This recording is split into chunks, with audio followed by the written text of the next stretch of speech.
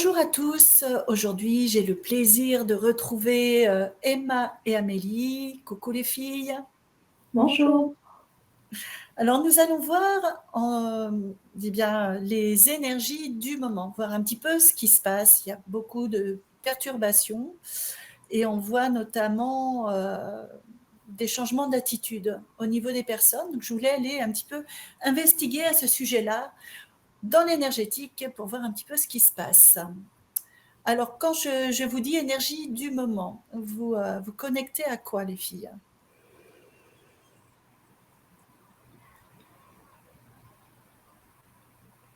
Pour ma part, quelque chose d'assez lourd.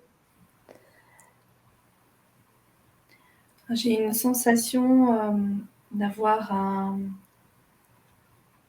comment expliquer ça? Un marasme, une égrégore, alors qui n'est pas rattaché. Je sens pas que ça soit rattaché, ça se détache, mais sa présence et sa lourdeur, sa densité impactent encore beaucoup justement nous tous. Si je le représente par rapport à la Terre, c'est comme si c'est une grosse soucoupe noire qui est posée sur une partie de la Terre et son énergie, son influence, sa vibration impacte tout ce qui se passe,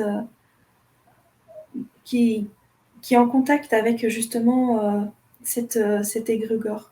C'est comme si la Terre, elle tourne autour, elle tourne normalement, et c'est seulement quand elle est en contact de cette énergie-là, il se passe quelque chose. Et cette énergie est véhiculée par quoi? Elle est provoquée par quoi, cette énergie? Il y a cette sensation, toujours l'égrégore, la pensée des humains, euh, les mauvaises pensées. Il y a, ça vient de nous, humains, en fait. D'accord, Des donc anciens. oui. Oui, pardon. Ce sont toutes les personnes qui pensent, qui ont peur, qui sont dans le questionnement, dans Oui, l'incertitude qui génère cet égrégore-là. ouais. Les anciens schémas, l'ancienne façon de voir les choses. Et oui, il y a cette peur, il y a tout ça, en fait. Et cet égrégore interagit avec les humains. C'est comme si ça revenait en boomerang, en fait.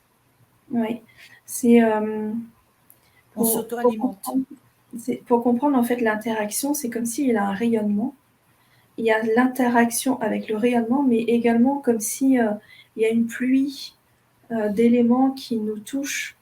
Et les interactions sont de ce genre-là. Et dès que notre pays passe aux abords justement de cette égrégore, il y a des changements de comportement, d'attitude, de mots, de vibrations, et cela impacte les personnes comme ça. D'accord. Amélie, est-ce que tu perçois ça ou tu vois autre chose? Oui, moi je perçois quelque chose d'assez lourd. Et ce que je vois, c'est qu'il y a comme une chape, il y a une masse qui est là et qui provoque, oui, un égrégore, mais ça amène les gens aussi à avoir un système de pensée quasiment similaire. Mais ça demande aussi par la suite de se détacher des choses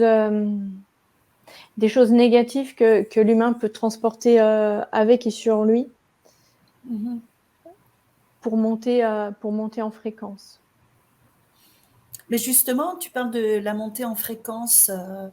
Il y a l'éveil des consciences aussi. Est-ce que ça fait pas son petit bout de chemin pour annuler un peu cet égrégore-là? C'est pas suffisant. Il y a de l'éveil de conscience, oui, mais c'est pas. Il y en a qui se réveillent, mais on n'est pas sur du. Enfin, ça va pas assez vite. Les gens ne se réveillent pas assez vite, c'est lent. Ils se réveillent d'un. Il y en a, pas tous, il y en a qui se réveillent d'un long sommeil. Donc le réveil, il n'est pas brutal. Il est lent, il est doucement. Et ça a quoi comme conséquence chez l'humain? Le réveil? Non, non, le fait de connecter à cette énergie au quotidien, en fait, parce que les égrégores, il suffit qu'on soit pas bien pour que, malgré nous, si on n'a pas conscience de ça, on soit connecté à cet égrégore. Les conséquences, elles sont diverses selon les individus. Il y en a qui vont ressentir certains symptômes de mal-être. D'autres seront moins impactés. Il y ressort aussi beaucoup de colère chez certains. Et donc ça continue d'alimenter cet égrégore. De la colère par rapport à leur vie ou par rapport au niveau de la société? C'est général, c'est un tout. Alors, qu'est-ce qu'il faudrait faire justement pour... l'idéal serait qu'il n'y ait plus cet égrégore-là. Qu'est-ce qu'on pourrait faire justement pour éviter d'alimenter? Bon, évidemment, c'est travailler sur soi. Alors, ce que j'ai reçu juste avant, c'est ressentir quand on arrive dans cette phase-là. Nous-mêmes, on a un changement de comportement, on ressent cette chape qui est juste au-dessus de nous, et poser l'intention de faire l'effet inverse. C'est au lieu de recevoir, nous, de donner les schémas qu'on ne veut plus, et nous permettre progressivement de... Alors ça va être une sensation de nourrir cette chape, mais le fait de nourrir et ensuite poser l'intention de l'éloigner progressivement avec justement notre énergie qui augmente quand on est sous cette chape de béton, de cet égrégore, et ben progressivement on arrive à décoller cette énergie-là, à décoller cet égrégore et permettre un détachement avec la planète et l'humanité. Alors, si j'ai bien compris, ce que tu veux dire, c'est que si on ressent de la colère ou du mal-être, on donne tout ça à cet égrégore et ensuite on se coupe de cet égrégore, c'est ça? C'est ça, et comme on a dégagé cette vibration basse, ça veut dire que nous, on est dans une vibration plus haute et on pose l'intention de s'unir avec les personnes qui le ressentent et qui le vivent, de venir pousser cette énergie avec notre vibration plus élevée et progressivement comme ça décoller cet égrégore, cette chape. Ouais, c'est intéressant parce que on a tous pu remarquer que les gens étaient vraiment énervés, même en voiture, ça n'arrête pas de crier. Ils manquent tous de souplesse. C'est pas un jugement, hein, c'est une constatation. Et ils s'énervent pour un rien en fait. Donc ces gens-là sont connectés à cet égrégore et ils s'auto-alimentent sans arrêt. Et du coup, oui, faudrait se couper complètement de tout ça. Déjà, avoir conscience de ça. Avoir conscience de ça, déjà, c'est un pas vers la libération, quelque part. Tout à fait. Ok. Et ensuite, alors, au niveau de la vie de tous les jours, qu'est-ce qui se passe, énergétiquement parlant, en dehors de cet égrégore?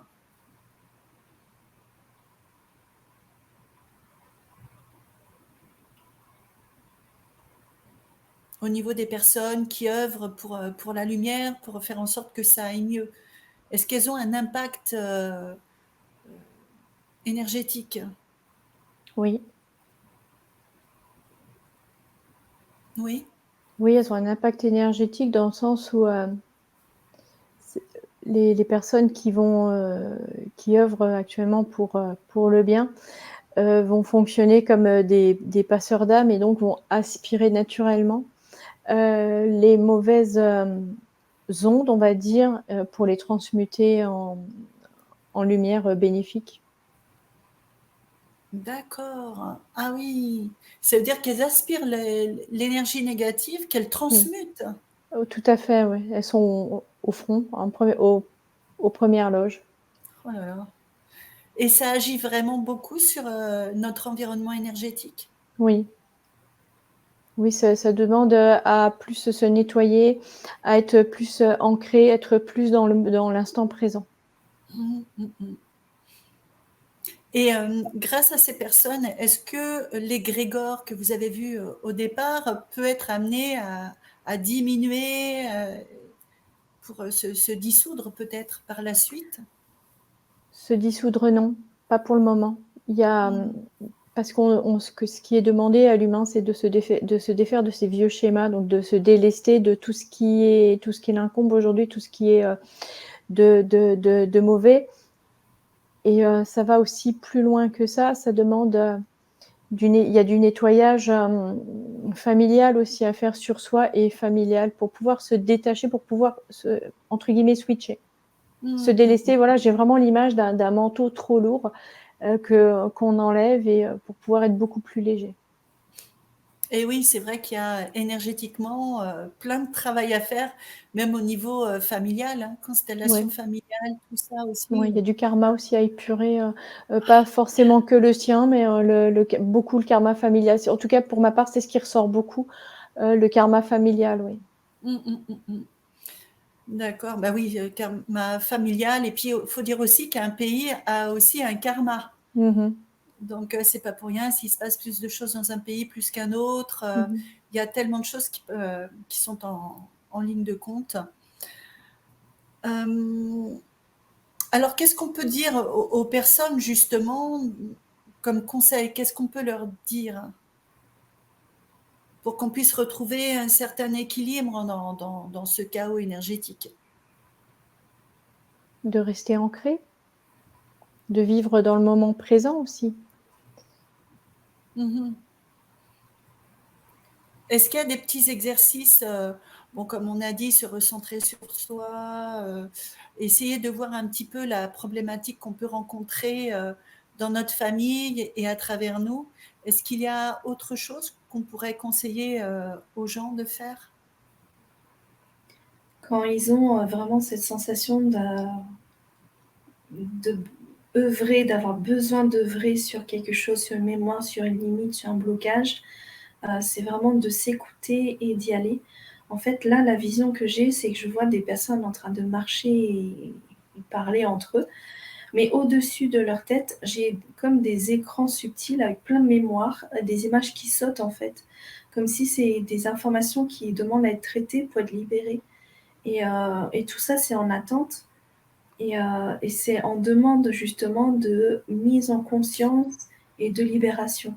Donc quand on ressent véritablement que intérieurement ça coince, qu'il y a une dissonance, qu'il y a un blocage, qu'il y a quelque chose ou qu'il y a un truc inexpliqué, qu'on ressent intérieurement au niveau de ses tripes qu'on a besoin d'œuvrer sur quelque chose, c'est de s'écouter et puis poser l'intention qu'on reçoive justement le soutien pour ça et les synchronicités, tout se met en œuvre pour rencontrer les bonnes personnes. Mais déjà, la première chose, c'est s'écouter et prendre conscience que à l'intérieur de soi, il y a quelque chose qui a besoin de s'exprimer, se libérer. Et déjà, ça, c'est un grand pas. Est-ce qu'il y a différents outils pour nous aider justement à nous libérer et à essayer de voir ce qui se passe en nous pour pouvoir avancer?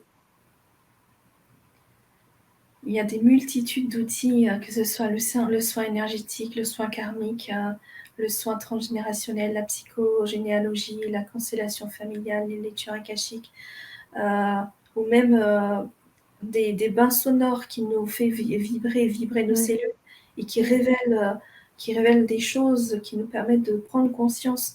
Donc tout ce qui se présente à vous et qui rentre en résonance, c'est que c'est l'outil le plus approprié dans cet instant pour pouvoir venir mettre en évidence, déloger ou mettre en conscience justement cette mémoire pour s'en libérer, s'en défaire et avancer. Ok, merci beaucoup. Quelles sont les forces en mouvement sur Terre actuellement? Qu'est-ce que vous pouvez dire par rapport à ça?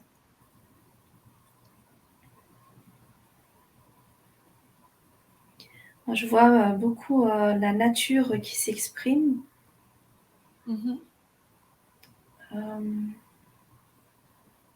Et je sens beaucoup de mouvements, de circulation d'énergie. Alors, je le sens comme si c'est posé au niveau des nuages. Et je sens ce mouvement comme s'il y a une main qui pose et qui fait circuler justement ces énergies. Donc il y a cette force de la nature. Je sens qu'elle s'impose, qu'elle se manifeste, qu'elle montre sa présence encore plus. Et pourquoi, pour faire quoi? Qu'est-ce que ça génère? Alors je sens que c'est vraiment pour montrer que la planète, la nature, elle est là, elle existe, de prendre conscience, de la considérer, de vivre avec, mais avec respect, comme tout être vivant, toute énergie. Donc c'est considérer vraiment la planète et la nature comme un être à part entière. Mhm. Et c'est comme si elle pointe, elle tape des deux points même, pour dire que je suis là, écoutez-moi, ressentez-moi, respectez-moi. Mm. Je suis avec vous, je vous accompagne, mais j'ai besoin d'être accompagnée par vous aussi. C'est ça qu'elle demande. Hmm. Ok. Alors, on parle souvent du galactique, on dit aussi qu'il y a des vaisseaux autour de la Terre. Donc, on parle souvent qu'il y a les galactiques autour de la Terre, tout ça. Est-ce que vous pouvez voir des vaisseaux? Qu'est-ce que vous Oui. voyez autour de la Terre? Ah oui, moi je vois des vaisseaux, je vois la grille cristalline et je vois plusieurs vaisseaux tout autour de la Terre, oui. Mhm. Ces vaisseaux, ils appartiennent à qui? Il y a plusieurs flottes. Ouais. Des flottes positives, on va dire, pour donner une Oui, polarité. oui, Mhm. Pourquoi sont-ils là? pour protéger la Terre des Nous attaques pro- extérieures. Hmm. Et ces attaques, il y en a actuellement? Il y en a, oui. Donc, est-ce qu'on peut dire qu'il y a une sorte de bataille au-dessus de nous? Oui, mais ça fait longtemps. Oui. Hmm. Ça fait depuis pas mal de temps, effectivement, qu'on Mm. en entend parler. Et est-ce que c'est sur le point de se terminer? Pas tout à fait, il y a encore un peu. Hmm. Est-ce qu'on en subit les conséquences de ces attaques qu'on ne perçoit pas, en fait? Est-ce qu'on en subit? Indirectement. Oui, indirectement, oui. Et de quelle manière? Au niveau énergétique. Hmm. Et ça provoque quoi au niveau énergétique, ces attaques? Des dissonances au niveau du cerveau, au niveau des perceptions. Ah ouais. Et c'est par rapport aux armes qu'ils emploient, c'est ça? Oui, la grille cristalline est régulièrement touchée. Hmm. On avait vu ça dans une enquête précédente au niveau de la grille cristalline. Est-ce qu'elle arrive à se régénérer? Oui, mais elle se régénère pas d'un claquement de doigts. Il y a un petit temps quand même de régénération. Mhm. Est-ce que les galactiques font en sorte qu'elle se régénère? Est-ce qu'ils aident à la régénération? Ils font en sorte qu'elle soit le moins touchée possible. D'accord. Et est-ce qu'on peut se protéger contre ces fameuses ondes que l'on pourrait percevoir, enfin que notre corps énergétique perçoit? C'est difficile de s'en protéger. Mais ce qu'on me dit, c'est que c'est possible. Et de quelle manière? On me parle de la nourriture, de l'eau que l'on boit. Ouais, mais Tout est bon. dans le vivant. Hmm. Euh, En ce qui concerne la nourriture et l'eau, c'est vrai que tout est archi pollué, donc Mm. on ne sait même plus s'il faut boire de l'eau en bouteille ou de l'eau du robinet, parce qu'en fait, à tous les niveaux, c'est pollué, hein, donc Il est c'est un peu possible compliqué. de, il est possible de purifier son eau avec avec des pierres semi-précieuses, en mettant des pierres semi-précieuses au fond Sa de carafe. sa carafe d'eau. Oui. As-tu des idées de pierres, de minéraux? Je vois le cristal de roche, surtout le cristal de roche, le quartz rose. Hmm. Alors bien évidemment, avant de mettre des minéraux dans l'eau, bien les purifier et les recharger, hein, Oui, sinon on risque d'absorber aussi des, mauvaises énergies, si je peux dire. Est-ce que par le biais de la méditation, on peut limiter ces fréquences-là? On peut, oui. D'accord. Avec la montée vibratoire qu'il y a depuis un certain temps maintenant, on sent bien que ça bouscule, que ça génère des transformations en nous, hein. On a des symptômes qu'on dit de l'ascension, on a des vieilles mémoires qui refont surface, on peut même reconnecter à des vies antérieures pour pouvoir les guérir. Avec cette montée en fréquence, est-ce que l'ombre a tendance, on va la nommer comme ça, ou la lumière inversée, a tendance à se rétracter, à partir? Est-ce qu'elle arrive à s'adapter à ces montées en fréquence? Elle s'adapte, oui. Elle s'adapte. Oui. Oh. Manu, est-ce que tu as une info à ce sujet-là? Pour certains endroits, moi j'ai une rétractation. Ouais. Mais ça dépend de l'énergie, ça dépend de sa fréquence, ça dépend de ses intentions. C'est comme si à un moment donné, ça devient insupportable. C'est qu'à la limite, ça brûle et cette énergie se rétracte.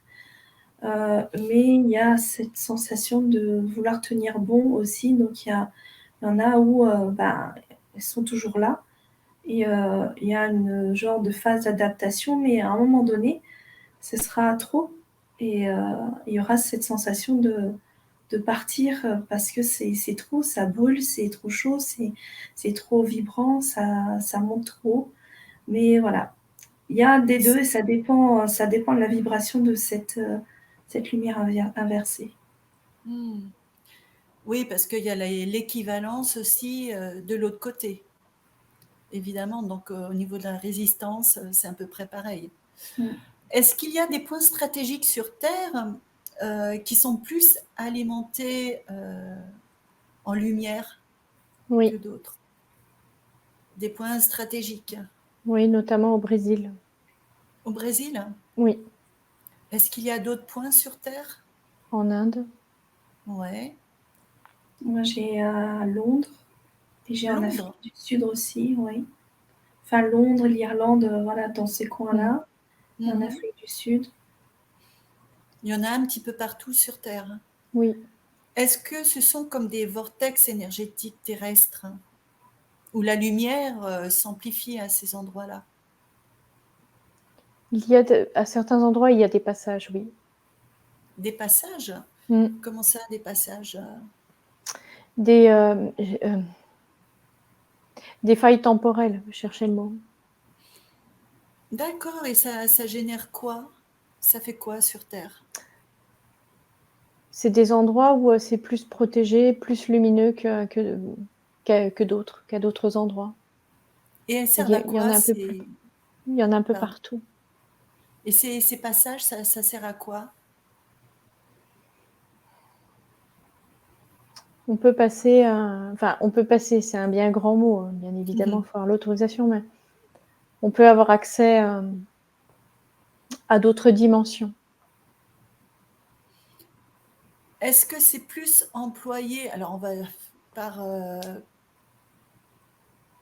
par des êtres lumineux et non lumineux que le commun des mortels? Ah, c'est des êtres lumineux. Ah, Il c'est des y a êtres il y a des passages pour l'intraterre aussi. Il y a des passages pour aller dans l'intraterre. Oui. D'accord. Est-ce que ce sont des zones de lumière importantes pour la Terre? Oui. C'est des points stratégiques. Oui. Alors nous, à notre petit niveau, est-ce qu'on peut amplifier avec plus de lumière ces passages-là pour leur donner Non. plus de... On peut pas, on n'a pas accès à ça? Non. On peut pas aider? Non. Est-ce qu'il y a besoin d'aide pour ces passages-là ou pas? Non. Non? C'est pas attaqué? Non. Non. D'accord. Donc on laisse ça comme ça et ça suit son cours en fait. Oui. Est-ce que ces portes sont gardées par certains galactiques qui veillent? Certaines, oui. Mhm. Très bien, très bien. Jusqu'où ça va aller? Jusqu'où ça va aller? Parce qu'on voit bien que les gens, bon, depuis pas mal de temps, se rebellent, hein. Ça a commencé par les Gilets jaunes. Il y a eu tout un élan de manifestations il y a de ça 2 ans. Là, maintenant, ce sont les agriculteurs. Est-ce que ça va servir à quelque chose? Est-ce que ça va aboutir à quelque chose? Au niveau énergétique, hein. Moi, ce que je ressens, c'est plus cette rébellion intérieure, ce côté j'en ai marre de cette façon de vivre, de ce schéma. Moi, je dis stop. Et puis, bah, c'est chercher à faire les choses autrement, à évoluer autrement. Et c'est ce que je ressens à l'intérieur, c'est cette phase de dire j'en ai marre. Et c'est pas ce que je souhaite, c'est pas ma vie, c'est pas ce que j'ai envie de vivre, c'est pas ce que j'ai envie de laisser derrière moi, c'est pas ce que j'ai envie pour mes enfants. Et ben, du coup, je vais faire autrement. Si on n'est pas aidé, par, tout ce qui peut exister ici sur terre, ben, moi, je vais créer mon truc et Ouais. créer mon truc éventuellement avec d'autres personnes et je ressens en fait cette, rébellion intérieure qui amène vers ça et qui opère ce switch intérieur et ce switch permet cette ouverture justement sur faire autrement, s'ouvrir sur, bah, d'autres sphères, d'autres énergies, d'autres visions, d'autres sentiments, d'autres émotions, d'autres connexions aux autres. Et c'est là, en fait, que progressivement, ça s'ouvre. Mais je sens que on va pas y échapper à cette rébellion intérieure. C'est ça qui est important. C'est ça qui va amener justement l'ouverture et ce besoin de faire autrement en chacun. Mhm. C'est le grand réveil, on peut dire ça comme ça. C'est ça. Et ça vient progressivement, justement. Est-ce que ça vient contrebalancer cet égrégore qu'on a vu au départ? Euh, La bonne question. Pour moi, non. Contrebalancer, non. Parce que tous ces gens avec cette même vision génèrent aussi des égrégores. Oui, mais c'est pour faire ressortir toute cette colère intérieure aussi. Mhm. Mais c'est pour s'auto-nettoyer et se purifier. Ouais, et remettre leur système de pensée un peu plus, je sais pas comment dire, un peu plus dans le droit chemin. Ouais. Dans la collaboration, l'entraide, la solidarité, l'empathie aussi, hein, qu'on peut avoir les uns avec les autres, hein, les uns pour les autres. C'est important de retrouver ces valeurs-là aussi, hein, qui font de nous des humains. Et comment percevez-vous l'avenir dans quelques mois? Est-ce que vous voyez des changements s'opérer?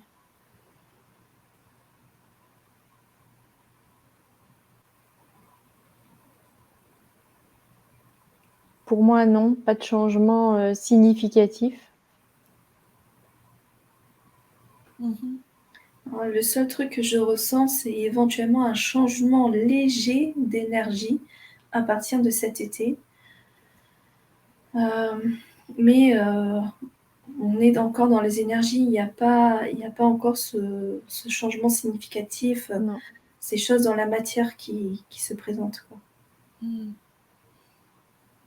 Alors on parle du grand réveil. Il y a combien on va dire, de la population mondiale en pourcentage d'éveillés, de réveillés?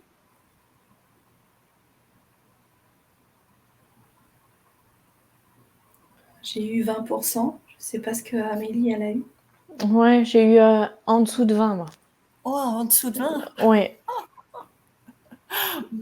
Et pourtant, il y a de ça, allez, quelques années à peine, 2-3 ans, on disait que le taux de basculement était présent, était là, et le grand basculement avait eu lieu. Donc, en fait, on en est loin. On n'y est pas encore. Non. Est-ce qu'il va y avoir comment dire, des manifestations qui vont pousser les gens à se réveiller d'un coup? Est-ce qu'il va se passer quelque chose peut-être de fulgurant, je ne sais pas, qui va amener l'être humain à prendre conscience justement du chemin à faire, comme un grand réveil? Moi, je le vois pas comme ça. Moi, je vois plutôt que le réveil est intérieur. Ne pas chercher Oui.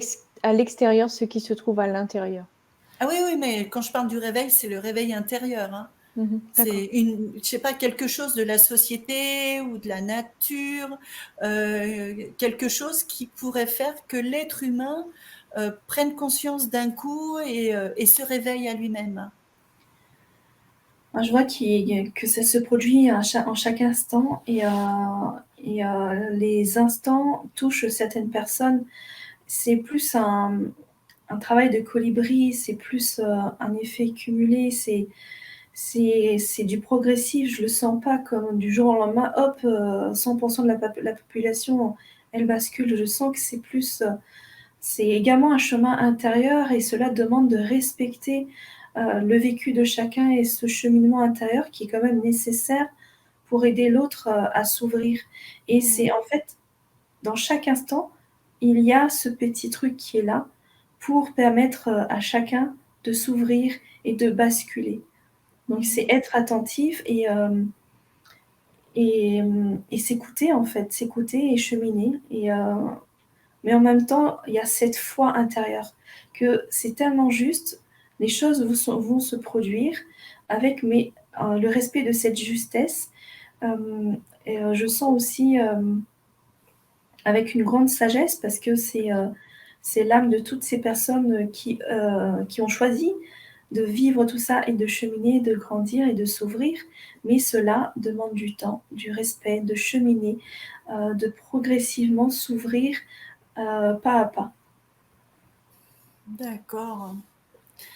Très bien. Est-ce que vous avez autre chose à rajouter, des conseils à donner ou quelque chose qu'on aurait oublié d'aborder, qui est nécessaire à connaître? Pour moi, non.